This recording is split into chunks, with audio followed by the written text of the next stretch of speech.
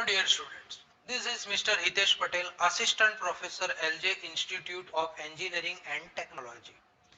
In this video series, we will discuss a subject basic mechanical engineering. Today in this video session, we are going to discuss a topic of refrigeration and air conditioning, that is vapor absorption refrigeration system.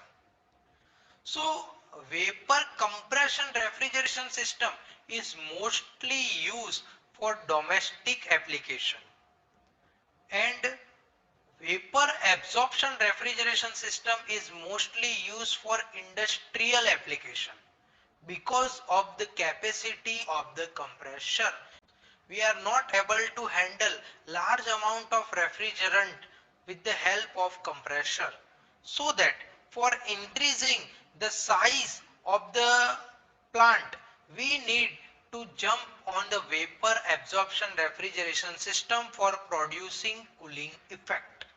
Okay, so vapor absorption refrigeration system is known as VAR system.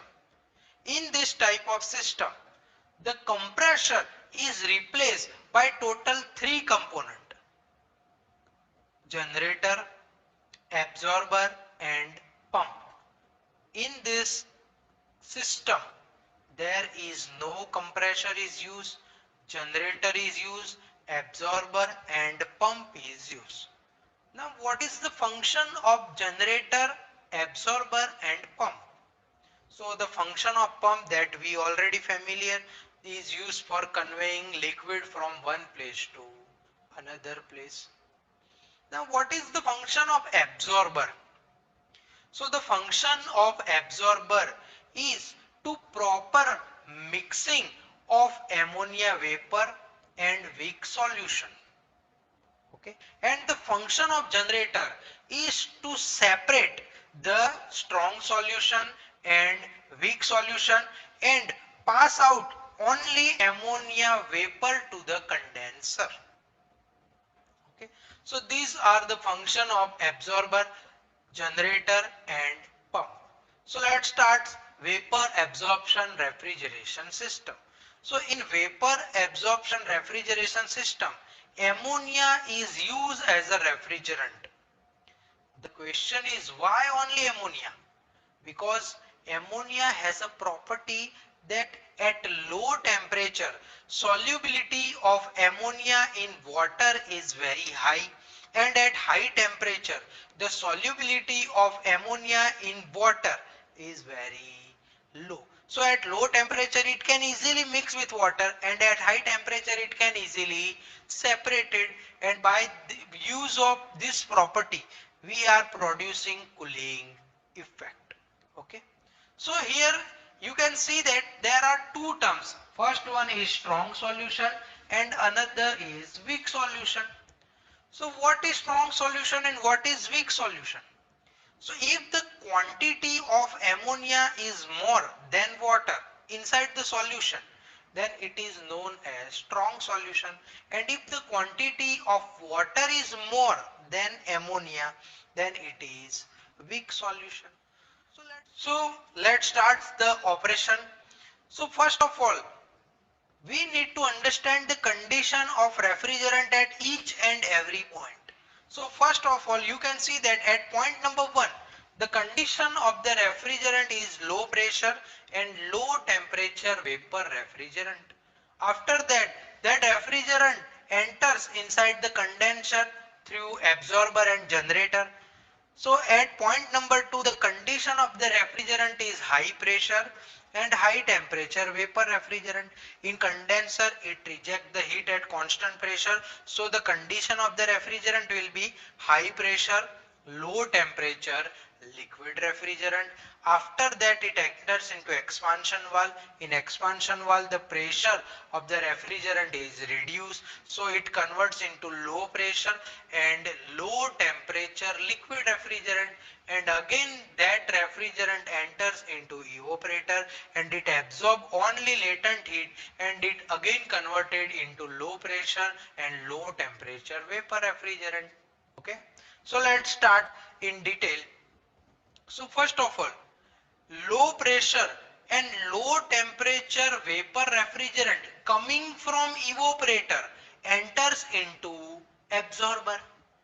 In absorber, you can see that from the top side a weak solution is come to down. So weak solution is mixes with low pressure and low temperature vapor refrigerant inside the absorber. One cooling system is also there to lower the temperature of weak solution so that there is properly mixing of ammonia as well as low pressure weak solution takes place. So weak solution comes from the top side, low pressure, low temperature ammonia vapor enters inside the absorber. The cooling coil absorb all the heat from the weak solution as well as ammonia vapor, and the proper mixing generated inside the absorber.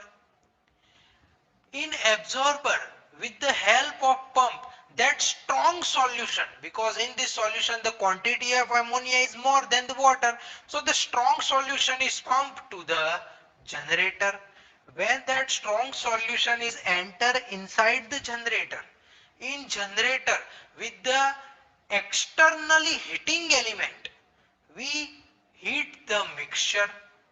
While we are heating the mixture, we know that the solubility of ammonia in water is less at very high temperature. So the ammonia vapor and water will be separated, and water in form of weak solution again enter inside the absorber, and only high pressure and high temperature ammonia vapor will enter inside the condenser.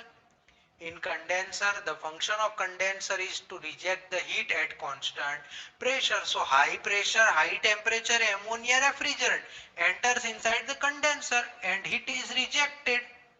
So that high pressure, high temperature ammonia refrigerant is converted into high pressure, low temperature liquid ammonia.